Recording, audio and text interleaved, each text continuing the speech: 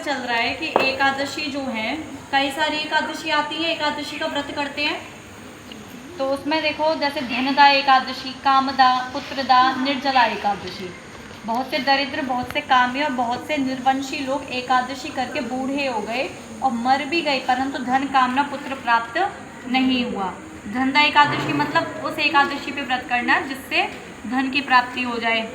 यदि किसी को पुत्र चाहिए तो पुत्र की प्राप्ति के लिए एकादशी पर व्रत करना। तो कह रहे हैं स्वामी जी कि बहुत सारे लोग मर गए, लेकिन ना तो किसी को धन प्राप्त हुआ और ना ही किसी को पुत्र प्राप्त हुआ।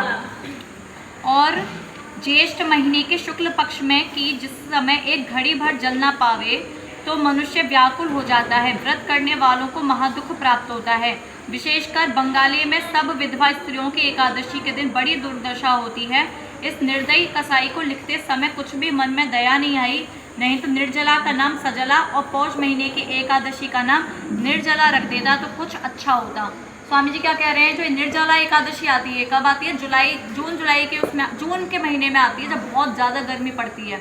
तो निर्जला एकादशी मतलब उस दिन व्रत नहीं, वो पानी नहीं पिया जाता, बिल्कुल निर्जल रहा जाता है, पानी की एक बूंद नहीं जाती। अब ये समझो आप, इतनी गर्मी हो रही है और बूंद भर पानी नहीं जाएगा तो इंसान की हालत क्या होगी?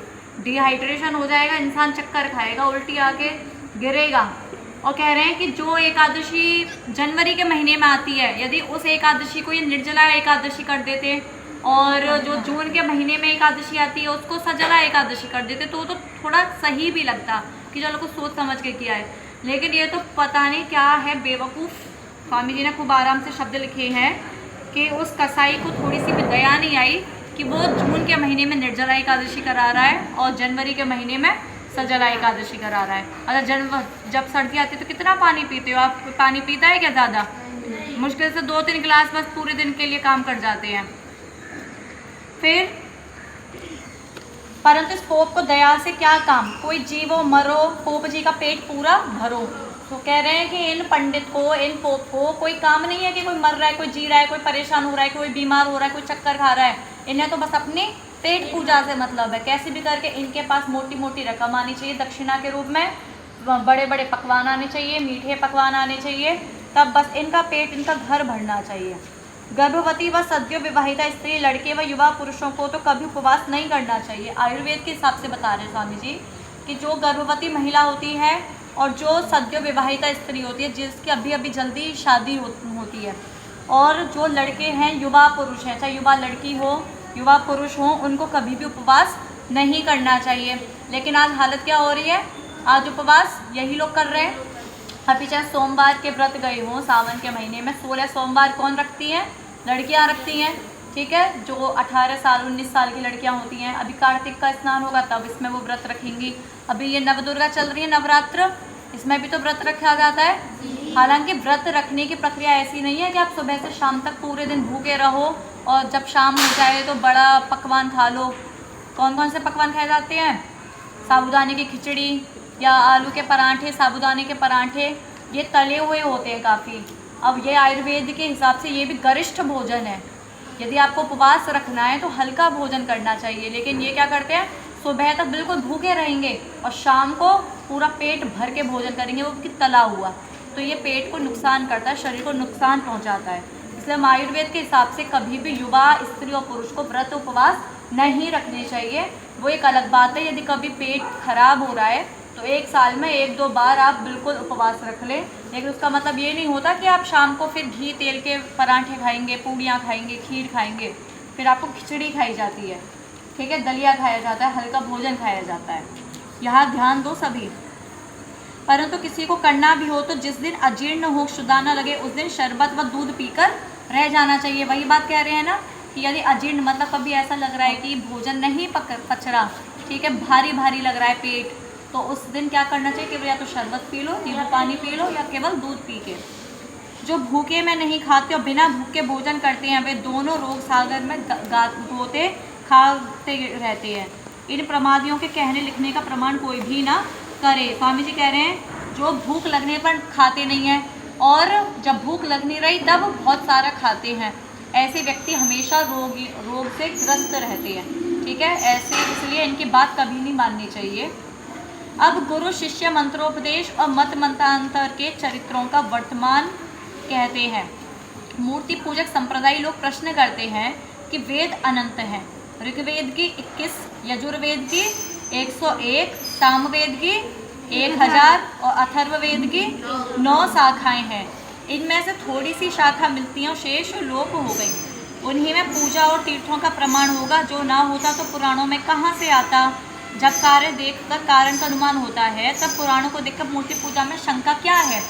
तो अब ये कह रहा है मूर्ति पूजक, क्या कह रहा है कि देखो अभी जो हमारे पास जो ग्रंथ हैं वो सारे तो उपलब्ध हैं नहीं।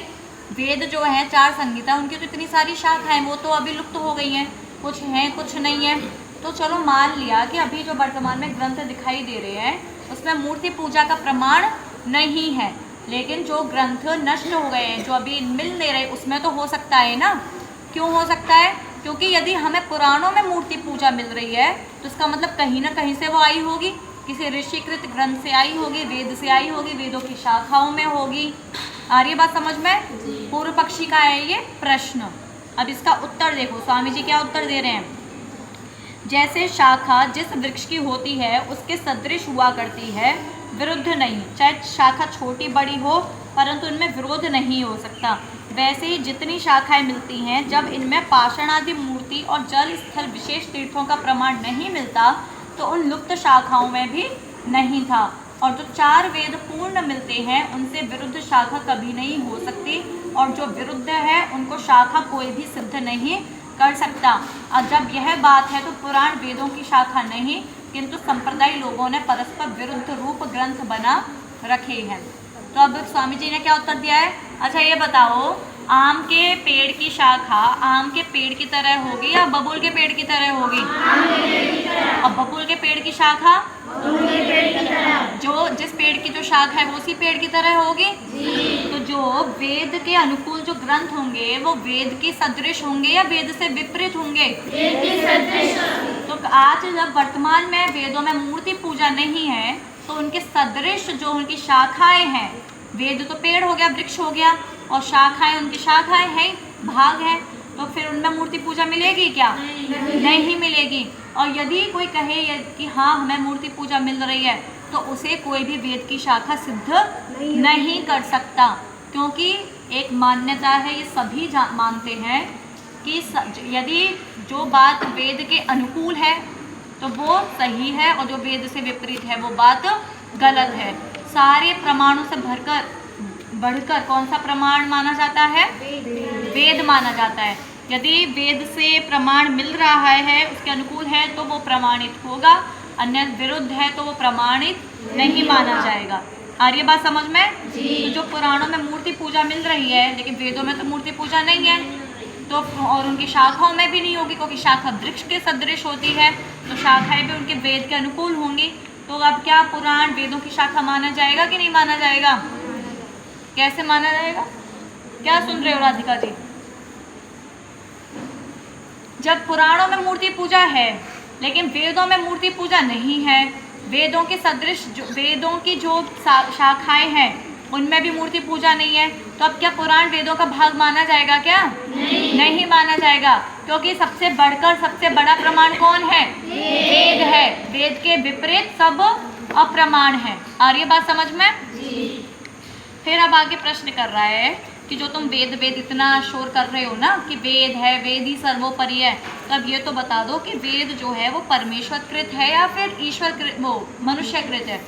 मतलब परमेश्वर ने बनाया है, परमेश्वर ने उपदेश किया है वेदों का, या मनुष्य ने दिया है, मनुष्य ने लिख दिया? तो क्या जवाब है? परमेश्वर कृत। वेद का उपदेश किसने किया है? परमेश्वर ने किया है, ईश्वर ने दिया है। जब परमेश्वर कृत मानते हो तो आश्वलायन आदि ऋषि मुनियों के नाम से प्रसिद्ध ग्रंथों को वेद क्यों मानते हो? जैसे डाली और पत्तों के दिखने से पीपल, बड़ और आम्र आदि वृक्षों की पहचान होती है, वैसे ही ऋषि मुनियों के किए वेदांग, चारों ब्राह्मण, अंग, उपांग, उपवेद आदि से वेदार्थ पहचाना जाता है, इसलिए इन ग्रंथों को शाखा माना जाता है। जो वेदों से विरुद्ध हो उसका प्रमाण और अनुकूल का अप्रमाण नहीं हो सकता। अब वो प्रश्न कह रहा है कि जब तुम वेदों को परमेश्वर कृत मानते हो, ठीक है, तो ये जो है शाखाएं हैं वो तो ऋषियों ने बनाई है, आश्वलायन आदि ऋषियों ने शाखाएं बनाई हैं, तो फिर जो ये ऋषि तो मनुष्य ही थे ना, बेशक वो ऋषि एक पोस्ट हो गई, लेकिन थे तो वो वास्तव में मनुष्य ही जाति। तो फिर मनुष्य जाति के द्वारा बनाए गए ग्रंथों को आप वेद के सदृश क्यों मानते हो?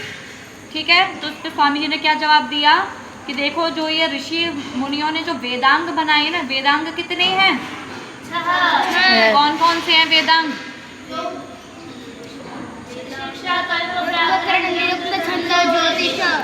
वेदांग और उपांग, उपांग कितने हैं? उपांग भी 6 हैं। कौन कौन है?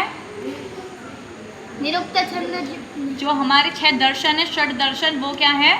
उपांग है। सांख्य, योग, न्याय, वैशेषिक, वेदांत और मीमांसा, ये कौन है? उपांग हैं। ठीक है, और उपवेद भी कितने हैं? 4। तो इन सबसे क्या पहचाना जाता है? वेदार्थ पहचाना जाता है। जब तक आप वेदांग नहीं पढ़ लेते, ब्राह्मण ग्रंथ नहीं पढ़ लोगे, उपांग नहीं पढ़ लोगे, षड दर्शन मतलब, और उपवेद नहीं पढ़ लोगे, तब तक आपको वेद समझ में नहीं आएंगे। वेद को समझने के लिए सबसे पहले आपको वेदांग पढ़ना पड़ेगा, और वेदांग में क्या है? शिक्षा, कल्प, व्याकरण, निरुक्त, ज्योतिष, छंद। तो अब इसमें से आपने क्या क्या पढ़ लिया? शिक्षा शास्त्र पढ़ लिया, वर्णोच्चारण शिक्षा पढ़ ली, और इसमें व्याकरण अभी आपका चल रहा है। ठीक है, और उसके बाद आपको निरुक्त पढ़ना है, छंद पढ़ना है, ज्योतिष पढ़ना है, तब जाके आप वेदों का अर्थ करने में समर्थ हो पाएंगे। तो कह रहे हैं कि जो वेदों से विरुद्ध है उसका तो प्रमाण कभी नहीं माना जा सकता, और जो वेदों के अनुकूल है उसको हम कभी भी अप्रमाणित नहीं कर सकते। तो जो ये ग्रंथ हैं, षड दर्शन है, शिक्षा, कल्प, ज्योतिष, व्याकरण है, ये सारे वेदांग, उपांग, ये सब किसके अनुकूल हैं? वेद के अनुकूल है, इसलिए हम इनको प्रामाणिक कहते हैं। और ये बात समझ में? सानवी जी ध्यान कहाँ है? जो तुम अदृष्ट शाखाओं में मूर्ति आदि के प्रमाण की कल्पना करोगे, तो जब कोई ऐसा पक्ष करेगा कि लुप्त शाखाओं में वर्णाश्रम व्यवस्था उल्टी, अर्थात अंत्यज और शूद्र का नाम ब्राह्मण आदि और ब्राह्मण आदि का नाम शूद्र अंत्यज आदि, अगमनीय गमन, अकर्तव्य कर्तव्य, मिथ्या भाषण आदि धर्म, सत्य भाषण आदि अधर्म आदि लिखा होगा, तो तुम उसको वही उत्तर दोगे जो कि हमने दिया, अर्थात वेद और प्रसिद्ध शाखाओं में जैसा ब्राह्मण आदि का नाम ब्राह्मण आदि और शूद्र आदि का नाम शूद्र आदि लिखा है, वैसा ही अदृष्ट शाखाओं में भी मानना चाहिए, नहीं तो वर्णाश्रम व्यवस्था आदि सब अन्यथा हो जाएंगे। स्वामी जी उसको एक बात समझा रहे हैं कि देखो, वर्णाश्रम व्यवस्था तो आप भी ये मानते हो कि जो आज के समय में ब्राह्मण हम जिन्हें कहते हैं कर्म से, वही ब्राह्मण है। अब कहीं आप ये कोई यदि आपसे कहे कि देखो ये ब्राह्मण वर्ण व्यवस्था तुम्हारी झूठी है, तुम जिसे ब्राह्मण कह रहे हो वो ब्राह्मण नहीं है, शाखाओं में तो जिसे तुम अंत्यज कह रहे हो, शूद्र कह रहे हो, वो वास्तव में ब्राह्मण है। मतलब कि जो शूद्र के कर्म करेगा, जो इस समय वर्तमान में शूद्र के कर्म कर रहा है, उसमें शाखाओं के यदि हिसाब से देखें, कोई यदि ऐसा आक्षेप करे कि वो तो ब्राह्मण होगा, और जो ब्राह्मण के कर्म कर रहा है, पढ़ रहा है, पढ़ा रहा है, तो वो क्या होगा? शूद्र होगा। तो तुम उसे भी क्या जवाब दोगे? यही तो जवाब दोगे कि ये बिल्कुल मिथ्या है, क्योंकि जो वर्तमान में वेद हैं उनके अनुसार वर्ण व्यवस्था कैसी बनी हुई है? जो पढ़ेगा, पढ़ाता है, वो कौन है? ब्राह्मण है, उसे कभी भी शूद्र नहीं कहा जा सकता।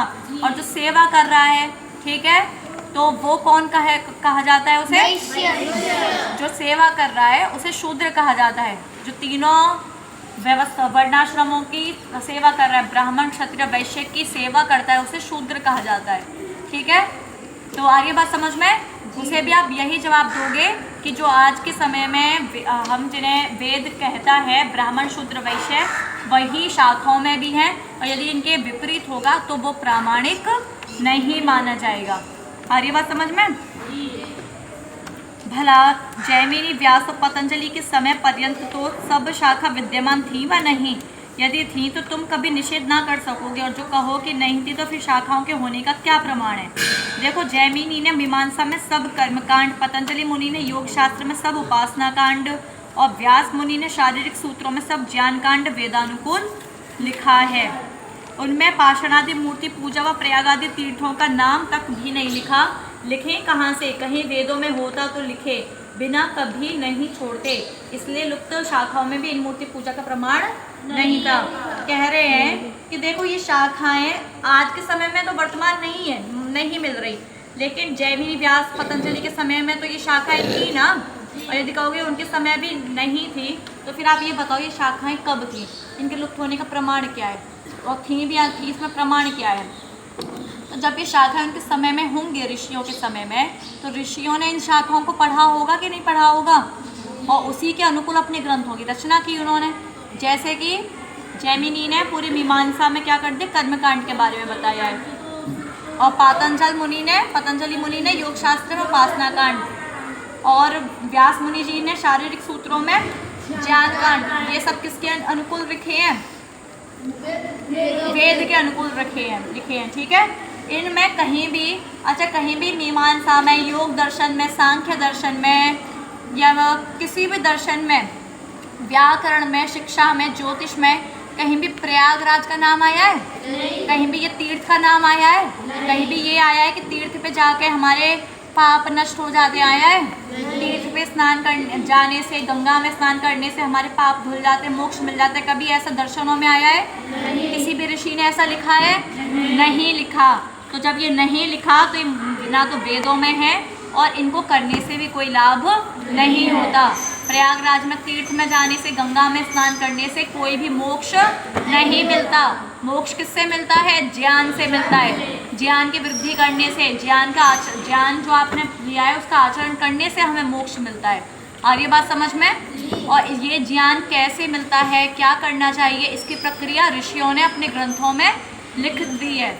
तो यदि हमें मोक्ष चाहिए तो हमें ऋषि के अनुकूल ग्रंथ पढ़ने चाहिए, ज्ञान लेना चाहिए, ध्यान करना चाहिए, तब जाके हमें मोक्ष मिलेगा। अन्यथा प्रयाग में डुबकी लगाने से, गंगा में स्नान करने से हमें मोक्ष नहीं मिलने वाला। मूर्ति पूजा करने से भी मोक्ष नहीं मिलेगा। ये सारी बातें किसने चलाई हैं फिर? पोप जी ने। आज से 2500-2000 वर्ष पुरानी ये सारी बातें हैं। और क्यों चलाई है पोप जी ने? क्योंकि उनको अपना पेट भरना था, पैसे कमाने थे। महाभारत युद्ध के बाद सब विद्वान तो चले गए, कोई भी नहीं बचा था धरती पे विद्वान। अब सबने सोचा अब कोई विद्वान है नहीं, तो अब हम जो पंडित थे कुछ, उन्होंने कहा अब हम अपने कैसे, क्या कहते हैं, घर चलाएंगे, कैसे हमारे पास दक्षिणा आएगी। तो उन्होंने कुछ भी अंट शंट बकना शुरू कर दिया, बोलना शुरू कर दिया, यजमानों को ठगना शुरू कर दिया, डरा के रख दिया कि यदि तुम हमें दक्षिणा नहीं दोगे, हमें भोजन नहीं कराओगे, श्राद्ध अभी चल रहे हैं ना, ये श्राद्ध का महीना है, तो यदि आप हमें श्राद्ध में भोजन नहीं कराओगे, इतना दान नहीं दोगे, वस्त्र नहीं दोगे, तो आपके घर में कलेश हो जाएगा, आपके घर में कोई मर जाएगा, धन की प्राप्ति नहीं होगी, पुत्र फेल हो जाएगा परीक्षा में। इस तरह से डरा के रखा है। आज भी वही कारण है। आज भी अच्छा, श्राद्ध में कभी भी आप भी तो मर कर आए हो, आपका पेट भरा है कभी?